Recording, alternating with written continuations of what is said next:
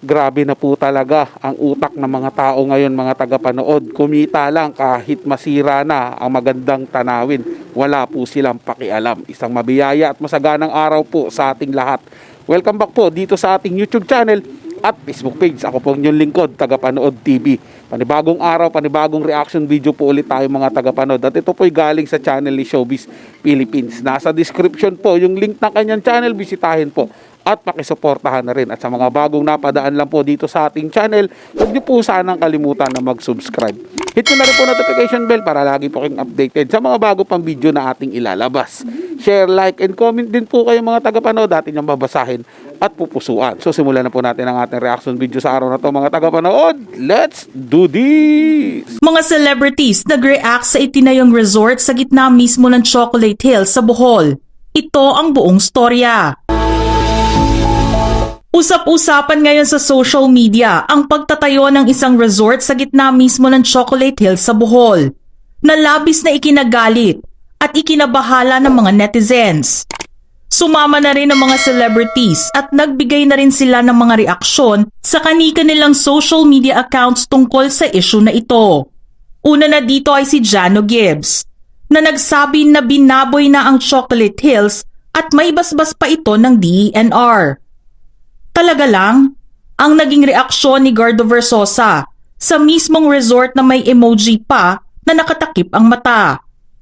Hindi naman makapaniwala ang beauty queen at aktres na si Winwin Marquez sa pagpapatayo ng resort. Kinwestiyon niya kung sino ang may-ari ng resort na ito at kung pinayagan ba talaga gawin ito. Ikinalungkot naman ni Ann Curtis Smith ang pagpapatayo ng resort sa gitna ng Chocolate Hills.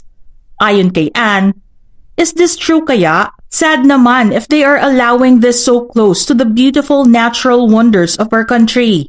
Nagbigay naman ng mas detalyadong impormasyon tungkol sa mismong resort si Gretchen Ho.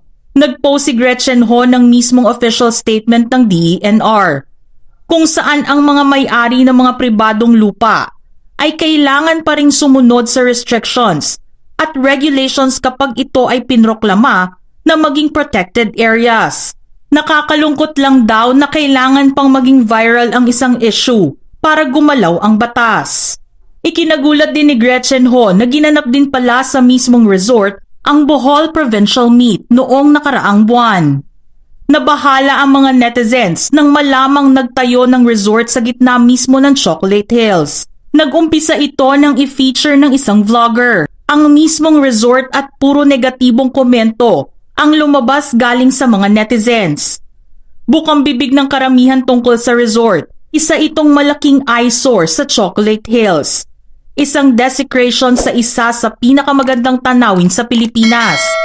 At nakakabahala na may nakakapag-isip pa na huwag i-preserve ang kalikasan para lang magkapera. Binigyan na ng temporary closure ang resort noong September 2023 pa.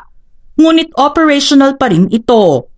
Ayon sa local government ng Sagbayan Bohol, hindi pa daw nila natatanggap ang order ng DENR ng temporary closure ng resort sa Chocolate Hills Protected Area. Ayon sa kanila, hindi daw nila alam na meron palang temporary closure ang resort. At kahapon lang daw nila nalaman. Wala pa daw silang natatanggap na kopya ng order. Sa ngayon ay gusto na ipasara ng DENR ang mismong resort at plano na ipaimbestiga ng Senado ang mismong pagpapatayo nito. Ayon sa ilang mga senador, dapat panagutan at magkaroon ng accountability ang mga local government officials sa kapabayaan nila na protektahan ang Chocolate Hills. Idineklara na protected area ang Chocolate Hills noong July 1, 1997 sa Proclamation 1037. Na nagsasabi na ito ay isang National Geological Monument at protected landscape at dapat i-preserve ang iconic landscape na ito. Ano ang masasabi nyo sa mga naging reaksyon ng mga celebrities sa resort na itinayo sa gitna ng Chocolate Hills? Just comment below. Ang labo naman ng gobyerno natin ngayon mga tagapanood. Protected area, tapos hindi nila nagawang protektahan yung isang bagay na pinagmamalaki ng ating bansa. Yung Chocolate Hills na yan mga tagapanood, napakaganda po yan. Diba? Kasi sisirain mo lang dahil sa kagustuhan yung kumita, sa kagustuhan ng iilan na magkapera. Kahit yung magandang tanawin, sisirain nila yan para magkalaman lang ang kanilang bulsa. Ganun na po ba talaga tayo ngayon mga tagapanood? Ng dahil lang sa pera, kaya natin isakripisyo ang kagandahan ng ating kalikasan. At talagang mayroon pang permiso ng pamahalaan ng Bohol, mga tagapanood, dapat ng DENR. Kasi kung wala po yung permiso galing sa kanila, mga tagapanood, hindi naman po may tatayo yan eh. Okay, sabihin na natin na tinututulan nila, ganun ba kalakas yung may-ari niyan? O yung mga nagmamay-ari ng lupa dyan o ng resort na pinatayo dyan? Ganun po sila katibay sa pamahalaan, ganun po kalakas ang connection nila para maipatayo po yung ganyang resort sa gitna po ng Chocolate Hills.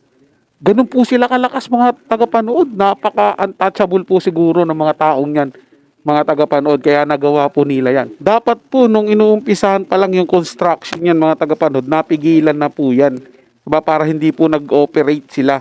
Tapos sasabihin po nila ngayon, ipapasara kung kayong nag-ooperate na. Paano po yung magdemand yung may-ari niya na ibalik yung gastos sa kanila? Diba? Ay another gastos na naman po ng gobyerno, mga tagapanood. At ako personally po mga tagapanood, hindi po ako naniniwala na wala pong money involved dyan sa pagpapatayo ng resort dyan sa Chocolate Hills mga tagapanood. Tingin ko po dyan mga tagapanood, merong under the table yan eh, sa mga magbibigay ng permit sa kanila. Imagine ninyo, protected area po yan mga tagapanood, napatayuan nila ng resort. Kung hindi po malakas sa kinauukulan ang mga may-ari ng resort na yan, merong pong under the table na naganap po dyan, may gapangan pong nangyari dyan. Kasi 'di ba, nakita naman natin kung hindi pa dahil nag-viral yan. Hindi naman po yan aaksyonan mga tagapanood, 'di ba? Katuloy-tuloy lang po yan. Ang pangit ng komento, naging negatibo yung nangyaring vlog. O kaya naaalarma po sila ngayon. At sana po talaga ituloy ng Senado na imbestigahan po ito.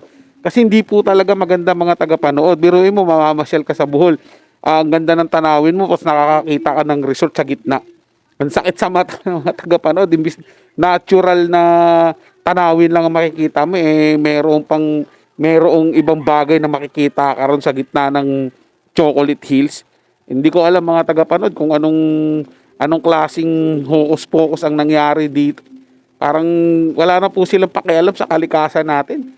Basta talaga kumita lang, magkaroon lang ng pera, magkalaman talaga ng paldo-paldo ang kanilang bulsa. Hamakin na po nila lahat eh. Para masunod lang po yung layaw nila. Para magkamalang po ng limpak-limpak na salapi. So yun lang po mga tagapanood, na may nagustuhan nyo po yung paksang ating tinalakay sa araw na to. At kung may komento kayo mga tagapanood, comment lang po kayo, pag-usapan po natin yan. So hanggang sa muli po, ito yung Tagapanood TV.